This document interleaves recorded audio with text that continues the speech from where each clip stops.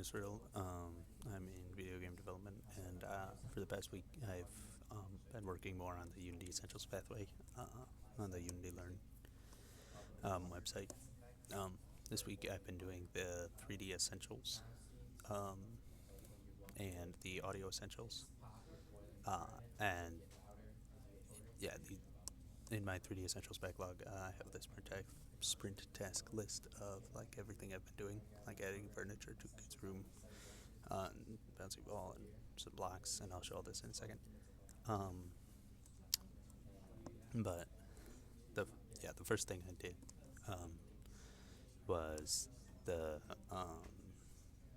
I added furniture. So I have that checked off here, and so here there's like I added. Well, first off, I added this room entirely. It wasn't here, and then I added some things like this bed, the rug, the dresser, and the nightstand, and everything. Um, and using the prefab window here. So, like this bedroom, here's everything that I added. Um, and you just like drag them in, like if I want an alarm clock there or something.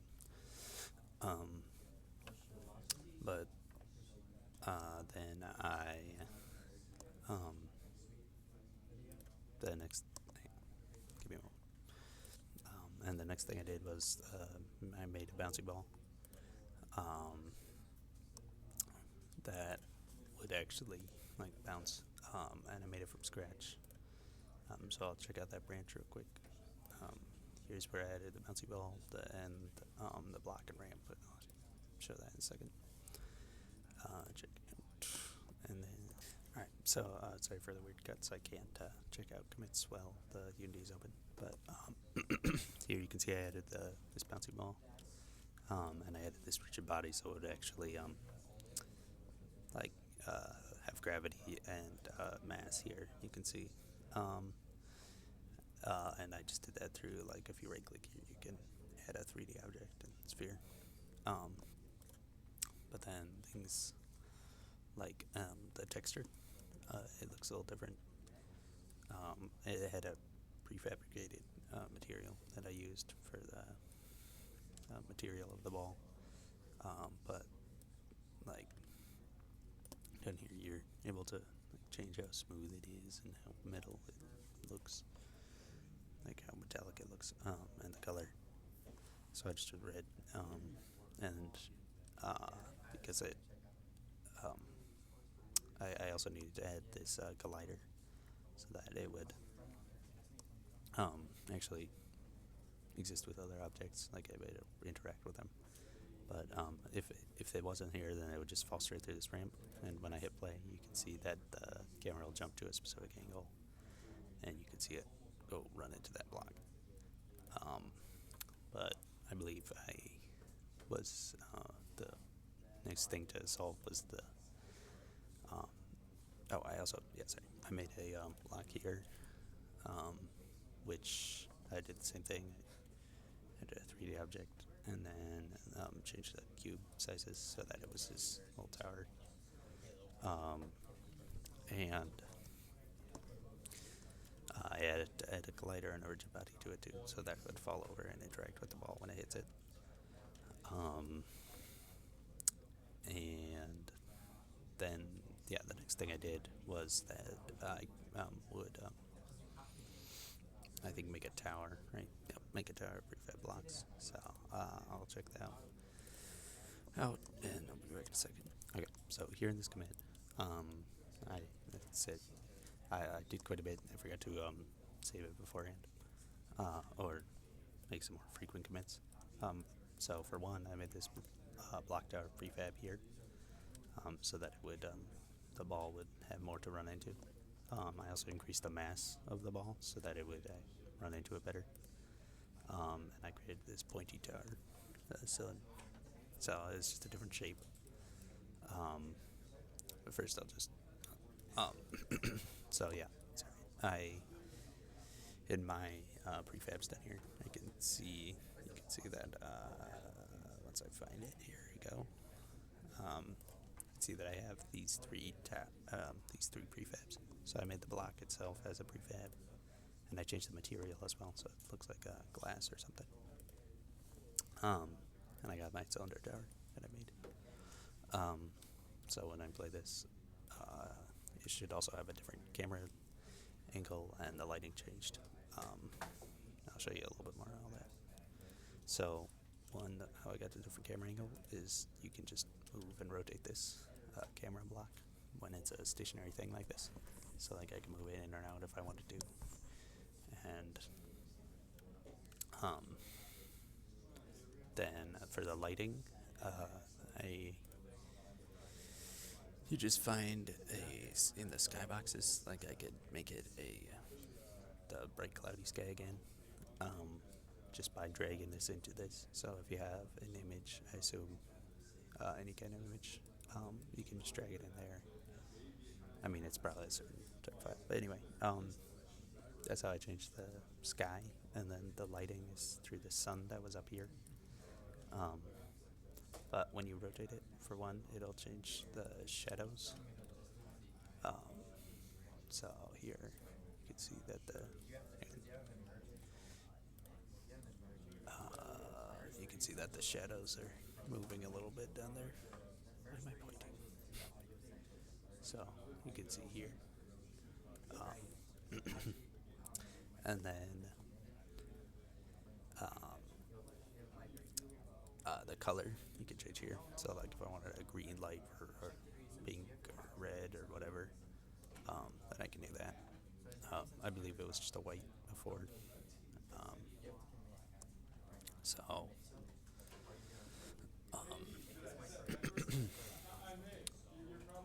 yeah, I also decreased the mass of these so that they would fall over better. And I also added this painting above the bed. And the next step, I frame it. So here, I'll check that out in a second. So here I have my where I added the and yeah, the most recent thing I did in the 3D Essentials is where I framed the art. So here you can see the frame picture, which I have here. The way I framed it was I added an additional copy of the painting and just changed what it looks like. So this is technically a different part, the same, like a copy of the same painting, just with, I just changed the front of it so that it's pink, and so it's just behind this, so that it looks like a frame. And again, I can change the material and what it looks like. So,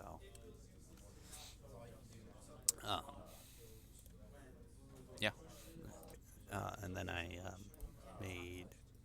and then I started working on the Audio Essentials branch that I made. Hold on, discard. So yeah, the Audio Essentials branch. What I've been doing is, the first thing I did was created this immersive landscape. Okay, so it's quite a bit, but there was quite a bit in the step for the creating the immersive landscape. The first thing that was already in here was this, or no, nothing was in here. It was just completely blank with all these audio symbols. There's a camera, and in this one, you can move the camera around with your keyboard and mouse. But the first thing I did was add this pot, and it was a prefab, so I didn't need to add the particles or anything. But it is boiling. That's what all these like little star things look like.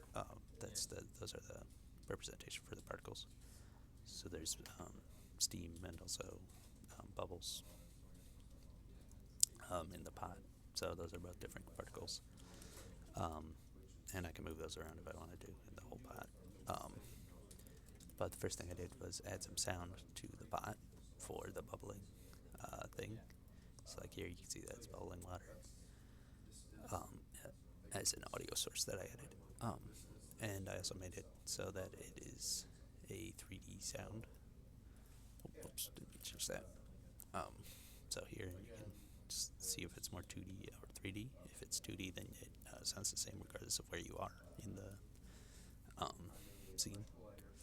Um, I also added some like background classical music here, um, and some birds outside with all of this with the same thing. I'm gonna change these to 3D, but so that you'll hear the birds where they are outside the house. But this is a 2D sound so that you can hear the music as a background everywhere. Um, so here, if I play the scene, you can see that you